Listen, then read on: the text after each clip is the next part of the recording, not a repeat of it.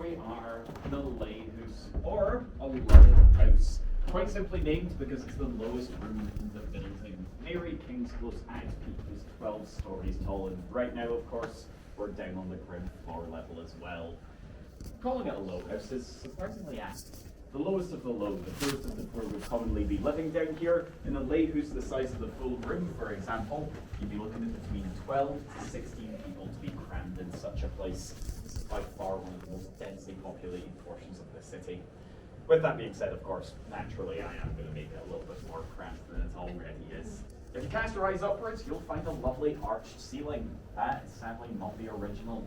That was all put in place in 1753 to start the preparations for the Royal Exchange, making sure its foundations were all solid.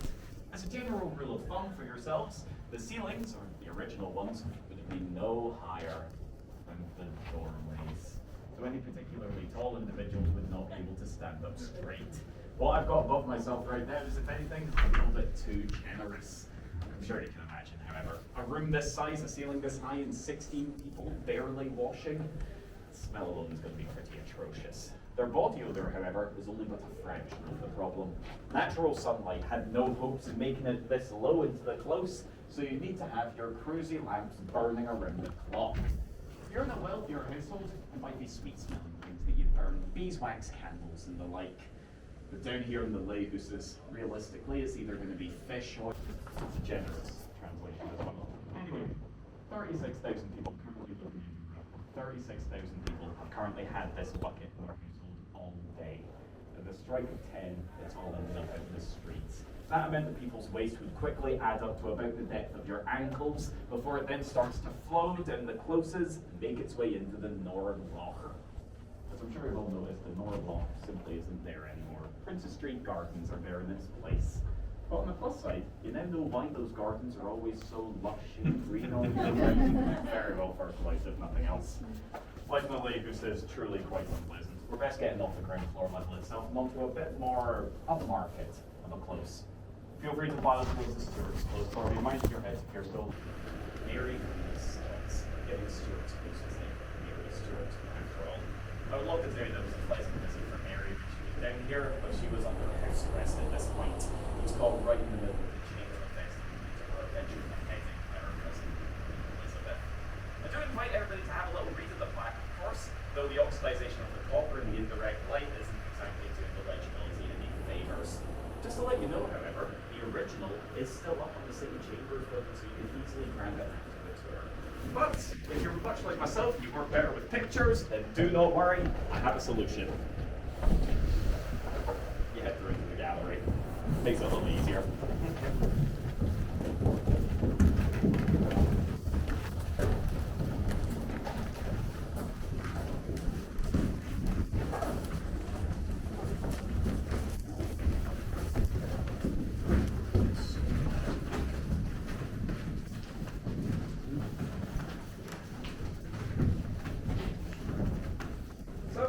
Lining the walls in this room, we have a lot of noteworthy people and quite a good array of folk in general. Tanners, physicians, and music, of course, Mary King. Over in the far corner there, you'll find one William Bowman. He is a labourer by trade, renting a property from Robert Maxwell, just in the middle there. Robert actually working very closely with one Thomas Patterson, head of the Merchants Guild here in Edinburgh. But if anything, I should speak about the Patterson who's already present in the room. Alison. Alison's quite a rarity in the city at this point.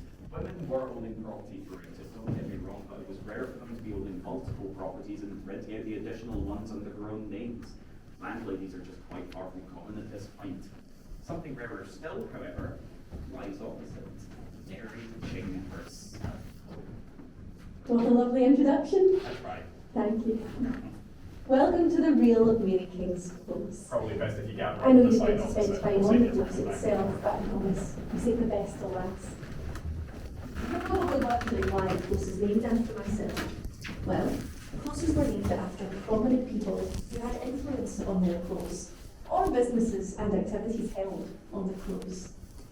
My grandmother owned a market stall, and that is how I was known.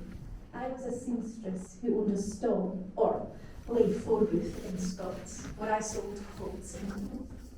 However, there was another reason why I was such a prominent bearer.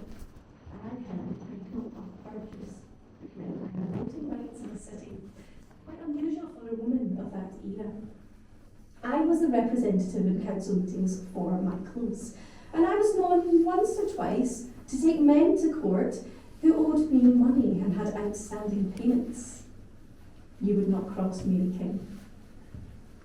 Unfortunately, in 1629, my husband, Thomas Nimmo, passed and left me to raise 4 young children: William, Alexander, Euphemie, and mischievous wee Jonnet. Quite the handful. However, I was not the only single woman at this time in Edinburgh.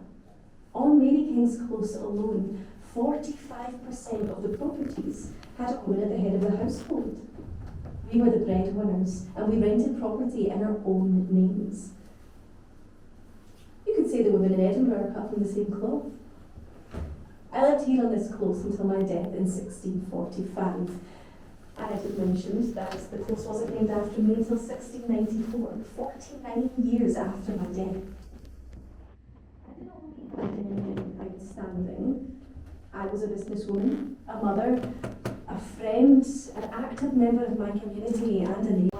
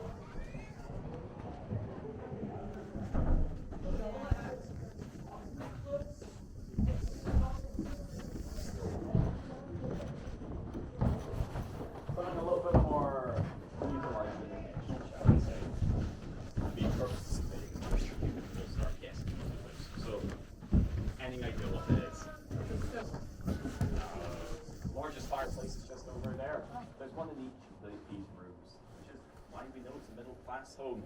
We are in the kitchen. Over here is the living room. Behind me is the bedroom. But this, right here, is the bedstone. Part of a grindstone set. Box of them too. You can even make out the offload lines where the flour would gather up as it's being used. The only thing that we're missing from it is the runner stone, the upper stone. Likely the family, when they moved out of here, took that stone with them because it would have been an incredibly expensive thing to replace. Having a bedstone that's still intact is part of the reason why the household's so well preserved. Not the main one, however. We have something that's a little bit more impressive that has survived. The plaster on both the walls and the ceiling. It is lath plaster, specifically being made with 3 very special ingredients: water, limestone, and horsehair, specifically from the mane and tail. So if you spy any through it, we took not feeling a thing out of the ordinary until she got to this little cipher here. Upon entering it, she was overwhelmed with such a strong emotional response. She felt loss, loneliness, and abandonment. So potent were these emotions, Aiko could barely stomach it and made to leave. But upon doing so, she felt a little tug at the back of her dress. Turning, she was met with a little girl. The little girl described herself as Annie, saying she'd been abandoned by her parents because of the sickness. We imagine this to be the plague, of course, but Aiko could see there was something else wrong. Asking what, Annie had lost her favourite doll.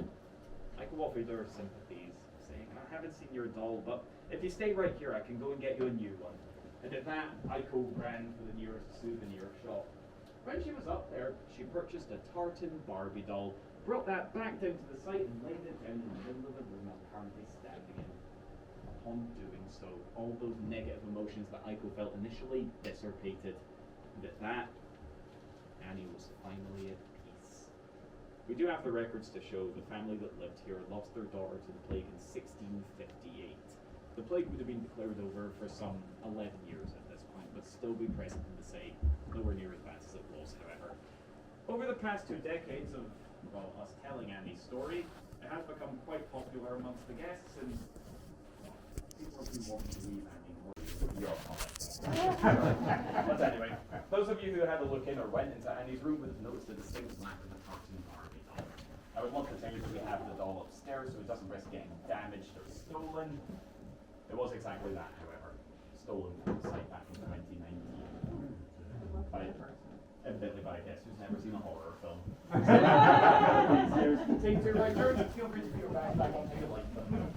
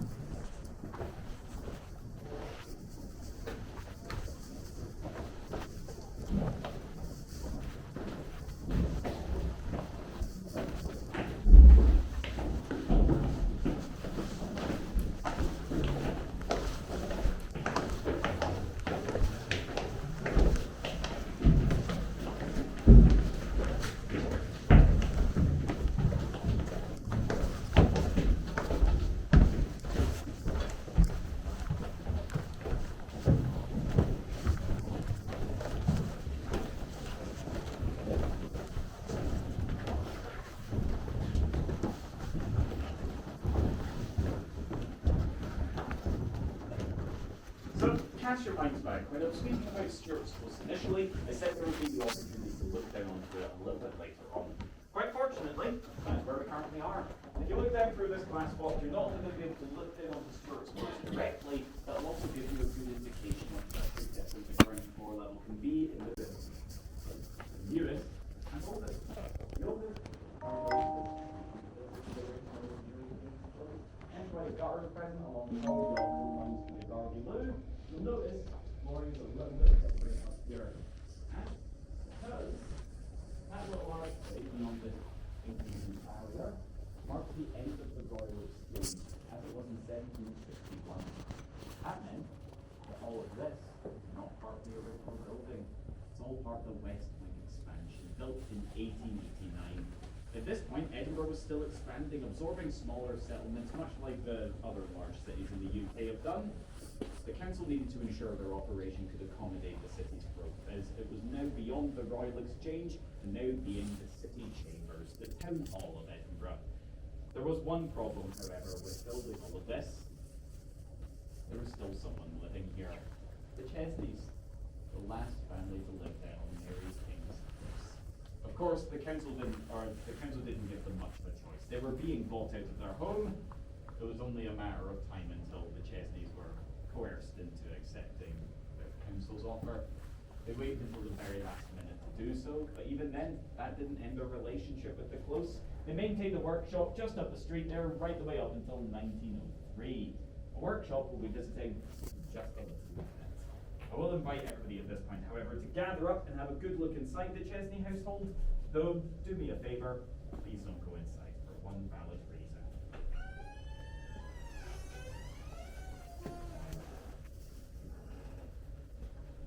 It's their original door, if you can't tell by the reason. The main reason I don't want anyone to go inside is this lovely patch of wallpaper. The feature wall here is arguably the most dangerous thing that we have on the site. Just look at the shape of it. Parisian, only capable of being made with one very special ingredient. Pyrotoxic, begins with an A, not asbestos, however. Arsenic, pardon, I didn't mean. Health and safety dictates if we let people onto the site, eventually someone's going to try and lick the wallpaper and get arsenic as their reward. But in reality, that is the only part of the site to ever take a life. Janet Chesney, the house's original owner, developed bronchitis after inhaling a little chip of this wallpaper and passed from it in the very house that I'm standing in front of. She then left it to her husband David, who was, for lack of a better word, quite a weird man. He was a very big fan of using the big box that you can see up the back there with both of these doors thrown wide open. Safe to say that was David's pride and joy. He even gave it a name. His Thunderbox. The first Edinburgh Vaults on the close. Sadly, David was a bit of a known exhibitionist and was commonly using the toilet with both of these doors thrown wide open. The public weren't exactly dissuading him, however, as a lot of them were still gargling their waste out onto the street. They wanted to see how this dignified contraption worked. So while David is sitting there with his pants around his ankles, the public would be gathering up at his front door, having a little marvel at him. Entertainment truly is massive in some cases. So I'll invite everybody who hasn't had a good look, if you want to gather up, have a good look into me. Those of you that have, do me a favour, almost swap places. We'll create a little conveyor belt, and I think that'll work the best. In the meantime, I'll be here for the arsenic. Originally used as an insecticide, that's a fun kind of arsenic. Has quite a low definition of fun. So we have the Thunderbox at the back. And every one light moving from it onto Stuart's clothes.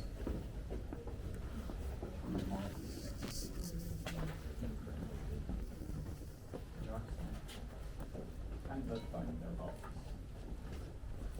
Janet Chesney will enjoy. And David Chesney. Green, fish, and red and yellow. Arsenic.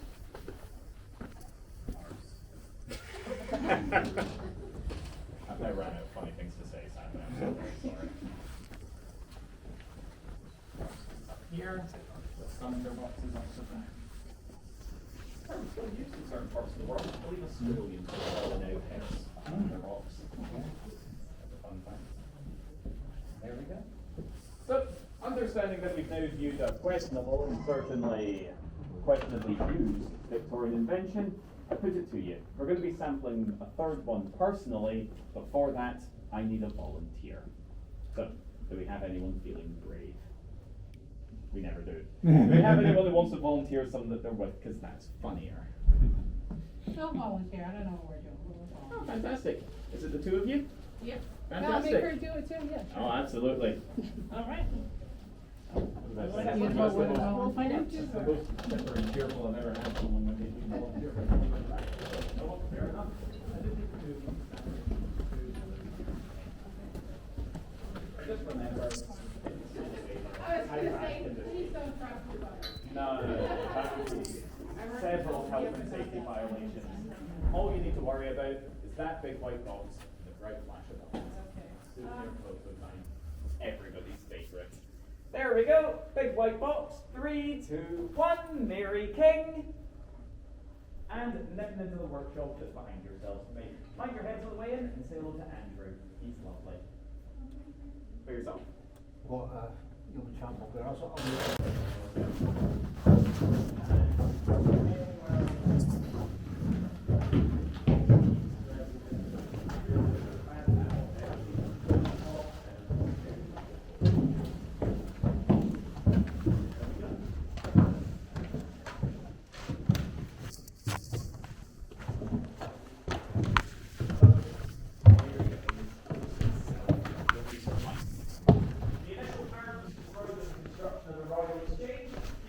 Right going up past that whole looking ceiling, notorious vault of it, like I said earlier, was seen to the height of the mile. The lower third, where the Coronation Street itself, used to flow down to Market Street, but the top of the train station. But that does leave us with, for Edinburgh's second widest street at the time, second over to the Royal Mile itself. Surely highlighting how little space there was in the city at this point. But we didn't have the space, so we needed to justify it. It was designated a Market Street. You'll notice behind me here, there's all the doors on this side, but the wall behind yourself is completely bare. That is additionally reinforced because the market stalls that were present. They were usually half cut in, all half cut in and half cut out, taking up even more of the valuable floor space.